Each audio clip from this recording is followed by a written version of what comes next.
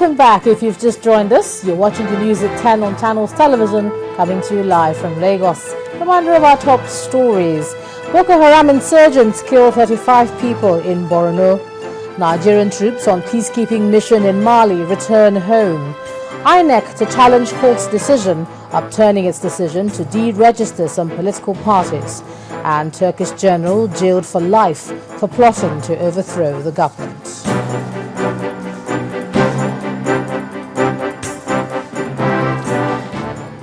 Well, we have a number of ways for you to keep up with all our top stories. Let's begin with the website channelstv.com, and we're on youtube.com/channelsweb. If you're on the go, please visit m.channelstv.com to view us live on an iPad, iPhone or BlackBerry. And you can also download the Channels TV app for Android and Nokia 920 devices from their respective stores. Now, determined to fulfill its mandate, the Niger Delta Development Commission has built and completed 30 blocks of flats for the 2 Brigade Nigeria Army in Port Harcourt. While commending the Nigeria Delta Development Commission for the completion of the buildings, the Chief of Army Staff, Lieutenant General Azubike Ihejirika, said the project is in line with its vision to build a force that can confront contemporary challenges.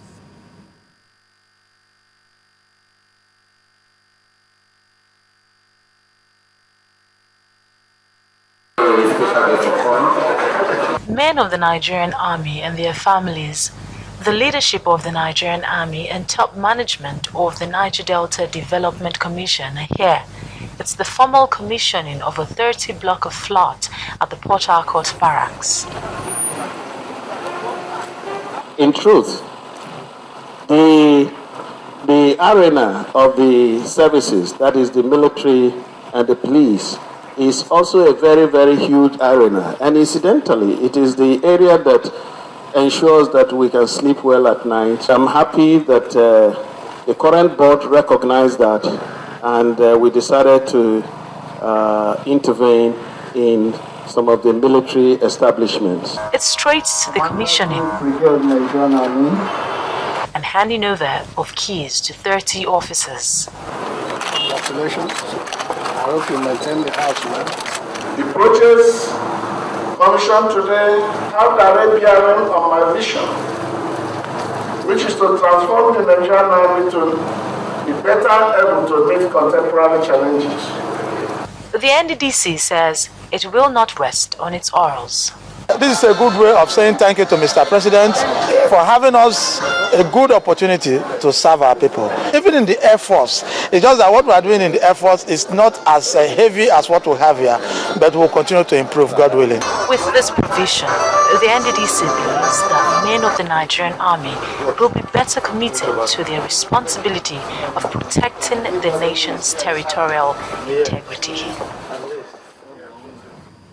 The Delta State Governor, Emmanuel Odwaga, has asked judges in the country to dispense justice dispassionately to restore people's confidence in the system. While swearing in Justice Catherine Ojugbana as a judge of the State Customary Court of Appeal, the governor appealed to judges to ensure that cases do not pile up in their courts. The governor, members of the State Executive and Judiciary Council at the Government House in Asaba, the Delta State capital, putting heads together to seek ways on how the judiciary can dispense justice speedily. The governor started the meeting by swearing in a new judge of the State Customary Court of Appeal, Justice Catherine Ojugbana. That I will protect and defend the Federal Republic of Nigeria. The governor, who described the Customary Court of Appeal as a shelter for seekers of justice, called on the judges to dispense justice without fear or favor. We are all aware that customary courts are the closest to our people and grassroots. For most of them, it is their court of first instance. It's most encouraging for litigants to know that when they are dissatisfied with judgment of the court below, there is a higher court where they can appeal any judgment they wish for. The new judge promised to uphold justice no matter the circumstances. most grateful to my boss, the Honorable President of the Delta State Government of Control, Honorable Justice S.O.N.O. Enesis, who initiated this process that has culminated into this swearing-in. Meanwhile, the governor also inaugurated a 7-man advisory council on the prerogative of mercy with a task to help decongest the prisons. Prison decongestion is a cardinal principle of this administration.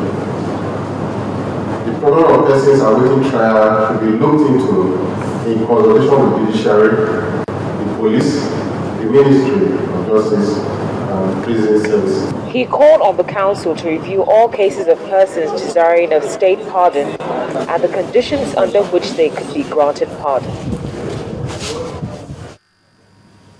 Members of staff of Union Homes, one of Nigeria's mortgage institutions, have taken to the streets to protest against what they say is the poor treatment from their employers, ranging from non-payment of entitlements to indiscriminate sack of members of staff. While the workers continue their protests, the management are yet to react to the accusations. Our correspondent Sheung Okimbaloye reports. It is a Monday morning in Lagos, and every other financial institution in Lagos are busy transacting business. But for Union Homes here, the headquarters of the organization in Lagos is shut down. Members of staff are picketing. They have accused the organization of not paying their entitlements and sacking about 300 members of staff in written time. They may be singing and dancing, but it is certainly the opposite of what their objective here is. Staff of Union Homes, one of Nigeria's financial and mortgage institutions.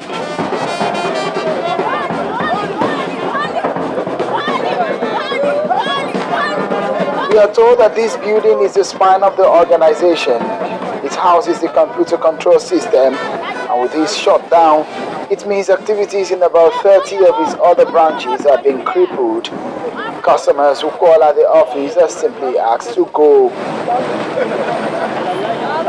The usually busy premises is deserted.